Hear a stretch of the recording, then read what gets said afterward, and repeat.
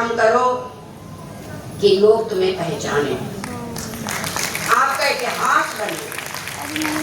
अब आ रहे हैं 2027 के चुनाव, और भी चुनाव आ रहे हैं। लोग आपके परिवार के बन के आएंगे, विपक्ष के लोग आपके बिरादरी के जाति के रिश्तेदार बन के आएंगे, विपक्ष के लोग, और दुनिया भर बहकाने की बातें आप तो करेंगे। लेकिन आपको उस मुखिया को नहीं भूलना चाहिए जिसने पंचायत से लेके विधानसभा से लेके लोकसभा तक आपको 33% का अधिकार दिया है। ऐसे मुखिया को भी आप भूल जाएंगे तो कहीं ठिकाना नहीं लगेगा, नरक में भी ठिकाना नहीं मिलेगा। स्वर्ग की तो बात ही उस मुखिया को मत भूलिए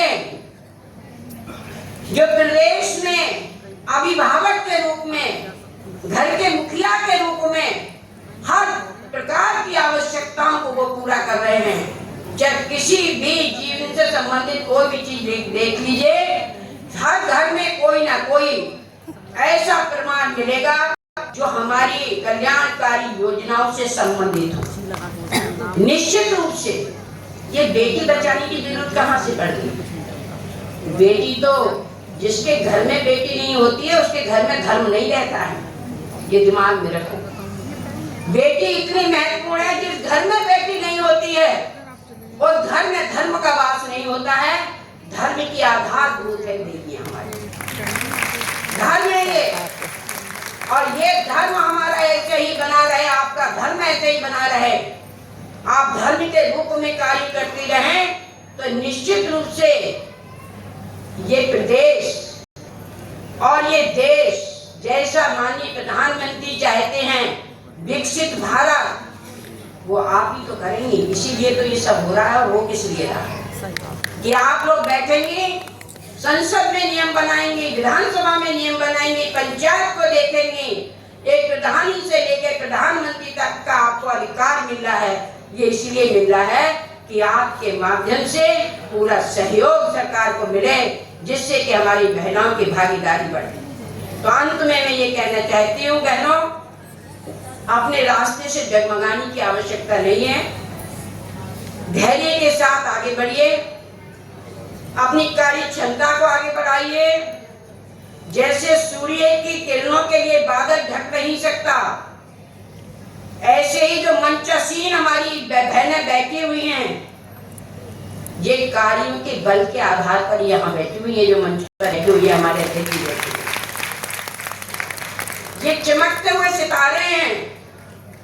कल के लिए किसी प्रकार की कोई भी बात आती है कि महिलाओं को कहाँ स्थान दिया जाए, तो जो ये रात दिन काम कर रही हैं, इनका नंबर निश्चित रूप से रोक नहीं सकता। ये मैं आपको बता देना चाहता हूं।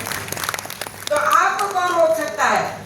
आप मैदान में आइए, अपनी चेतना के लिए जागृत करिए, अपने हौसलों के लिए बुलंद रखिए।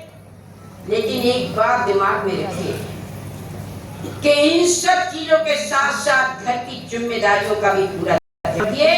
जिसके बच्चे नहीं पढ़ पाए, जो अपनी लड़कियों की तरफ ध्यान नहीं दे पाए, अपने लड़कों की तरफ ध्यान नहीं दे पाए, उसका राजनीति में आना भी बिल्कुल बेकार है।